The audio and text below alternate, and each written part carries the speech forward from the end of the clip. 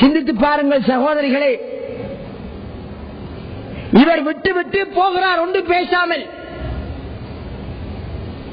ஒன்றும் பேசவில்லை, சாப்பாடு தரவில்லை, தண்ணீருக்குரிய வசதி இல்லை, மற்ற ஏற்பாடுகள் இல்லை, பாலைவனத்திலே எந்த விதமான வசதியும் இல்லாமல் பச்சிலம் குழந்தையை விட்டுவிட்டு அந்த மனைவியை விட்டுவிட்டு போக வந்திருந்தால் எப்படி இருக்கும்? அந்த பெண் என்ன கேட்கிறா? அல்லாஹ்வுடைய கட்டளையா எங்களை இப்படி விடுமாறு? அல்லாஹ் சொன்னானா எங்களை இப்படி விடுமாறு? ஆம், அல்லாஹ்வுடைய கட்டளை தான் என்றதும் அந்த பெண் என்ன சொன்னா தெரியுமா? அல்லாஹ் எங்களை வீணாக்க மாட்டான், அல்லாஹ் எங்களை வீணாக்க மாட்டான் என்று இறைவன் மீது தவக்கல் வைத்தவர்களாக இறைவன் ஒன்றை சொன்னான் என்றால் அதனை செய்கின்ற வேளையில் எந்த வசதியையும் பார்க்காமல் நாம் அதை 100% கண்ணப்பத்திக் கொண்டு செய்ய வேண்டும் என்பதற்கு முன்னுதாரணமாக நடந்தார்கள். நாம் என்ன செய்வோம்? நம்முடைய பொம்பளை என்ன செய்வார்கள்? அந்த பெண் என்ன செய்தார்? ஏன் அல்லாஹ் அந்த பெண்ணுடைய சம்பவத்தை சொல்லுகிறான்? அல்லாஹ்விலே தவக்கல் வைத்தார், இறைவனின் கட்டளை விட்டு விட்டு செல்லுங்கள். மனித உதவி இல்லையா பரவாயில்லை, குடிப்பதற்கு தண்ணி நீங்கள் தரவில்லையா பரவாயில்லை, சாப்பாடு தரவில்லையா பரவாயில்லை. கற்பனை செய்து பாருங்கள் அந்த பெண்ணின் நிலை அந்த நேரத்தில் எப்படி இருந்திருக்கும். எதுவும் இல்லாத இடத்திலே விட்டு விட்டு போகின்ற வேளையில் அந்த பெண் ஒரு நபி அல்ல, இறைவனுடைய நபி அல்ல, வஹி வருவதில்லை. எதை நம்பி அங்கே இருந்தால்? படைச்ச ரப்பை நம்பினாள் இருந்தால்.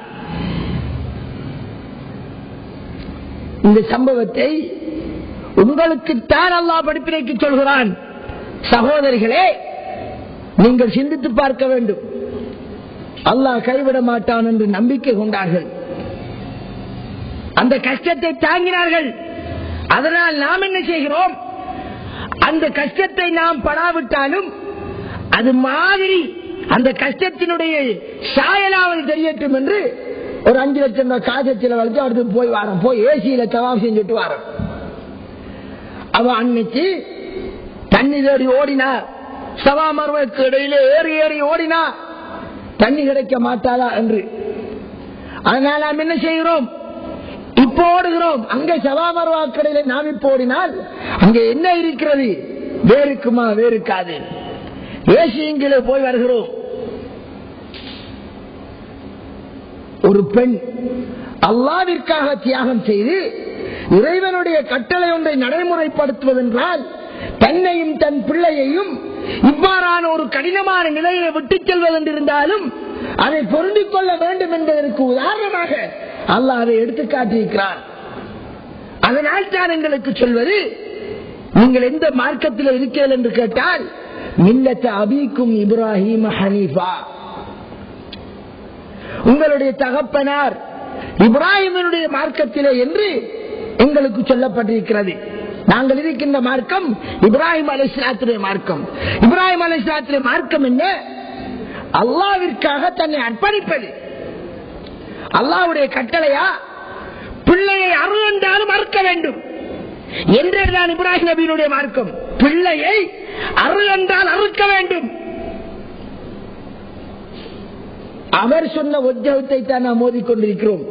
நீங்கள் ஓதுகிறீர்கள் வஜ்ஹத்து வஜ்ஹல் இல்லதி, ஒவ்வொரு நாளும் தொழுகையிலே அதை சொன்னவர் முதலாவது நபர் இப்ராஹிம் அலைஹிஸ்ஸலாம். அவர் இறைவனை விசுவாசித்தார், இறைவனை புரிந்து கொண்டார். அந்த வேளையில் அவர் ஒரு வார்த்தை சொன்னார். அந்த வார்த்தையை தான் நாம் இப்போது சொல்கிறோம். வஜ்ஹத்து வஜ்ஹல் இல்லதி ஃபத்ர ஸமாவாத்தி வல் அர்த், இந்த வானங்களையும் பூமியையும் முன்மாதிரி இல்லாமல் படைத்தானே அந்த இறைவன் அளவில் என்னை நான் திருப்பிக் கொண்டேன். இன்ன ஸலாத்தி, நான் தொழுவது, வனுஸ்கி நான் வணங்குவது, வமஹ்யாய நான் வாழ்வது, வமமாத்தி நான் சாகுவது லில்லாஹி ரப்பில் ஆலமீன். இந்த அகிலம், இந்த வானம் பூமி இவைகளின் சொந்தக்காரனான இறைவன், அவனுக்கு நானே மொத்தத்தில் அர்ப்பணம் என்று இப்ராஹிம் சொன்னார். அந்த வார்த்தையை நாம சொல்றோம். நாம சொல்லிவிட்டு அவர் நடந்ததற்கு 100% மாற்றமாக நடக்கிறோம். அவர் தன் மனைவியை பாலைவனத்தில் கொண்டு விட்டார். இன்றைக்கு நாம இப்படி விட்டு போட்டு போவோமா? யாரையாவது தியாகம் செய்ய விடுகிறோமா? நம்ம என்ன நினைக்கிறோம்? அல்லாஹ் ரசூலுடைய கட்டளை பாழாகட்டும், 1000 கட்டளை பாழாலும் பரவாயில்லை, தாயினுடைய கண்ணீர் என்ற சொட்டு தண்ணி வரப்படாது. அப்ப கொஞ்சம் நீ அவ்வாறு செய்யவில்லை என்றால் வீட்டை விட்டு போன்றால் உடனே மயங்கிடுவோம். மனைவி கொழும்புக்கு போகிறவனுக்கு கோல் எடுத்து சொன்னால் உடனே ஓடி வருவோம்.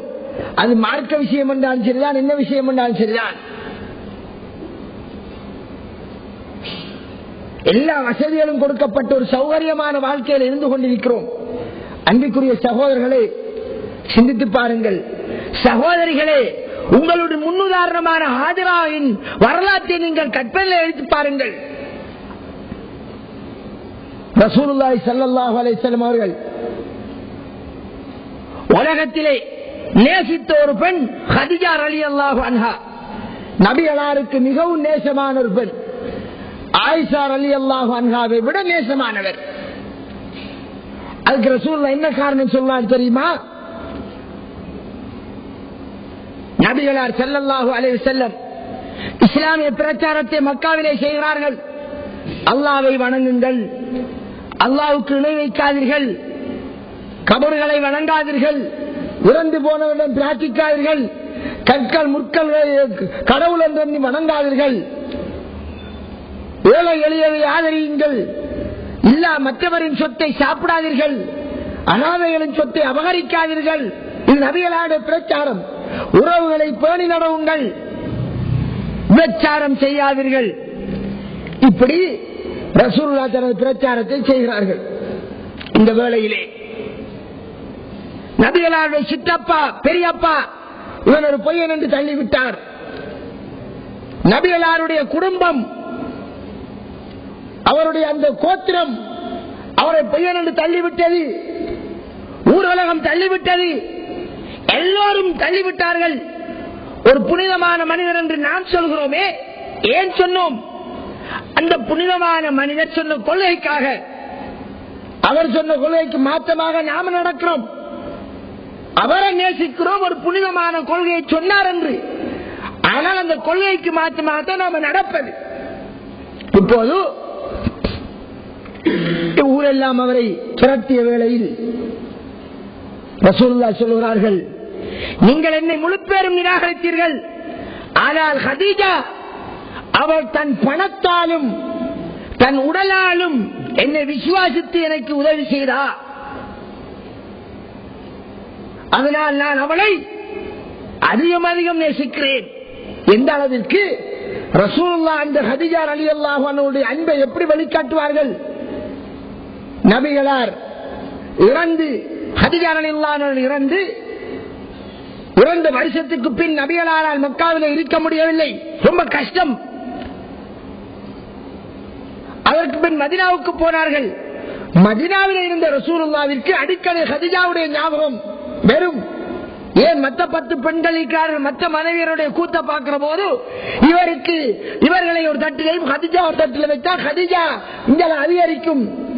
அவர்களிடம் தான் செல்வார்கள், மற்ற பெண்களிடம் நீங்க இப்படி இப்படி இருக்கேன், கதீஜா இப்படி இப்படி என்று ஒரே தொடர்ந்து பேசுவார்கள். ஆயிஷா நாயிடம் பேசுவார்கள். ஆயிஷாக்கெல்லாம் சரியான புறாமமா இருக்கும். இவர் என்ன ஒரே எடுத்ததுக்கெல்லாம் இறந்து போன கதீஜா பத்தி தான் பேசுறேன். அப்ப ரசூலுல்லாஹ் சொல்வார்கள், சில வேளையில கதீஜா ரலியல்லாஹு அன்ஹா உயிரோடு இருக்கிற காலத்தில் யாரோடெல்லாம்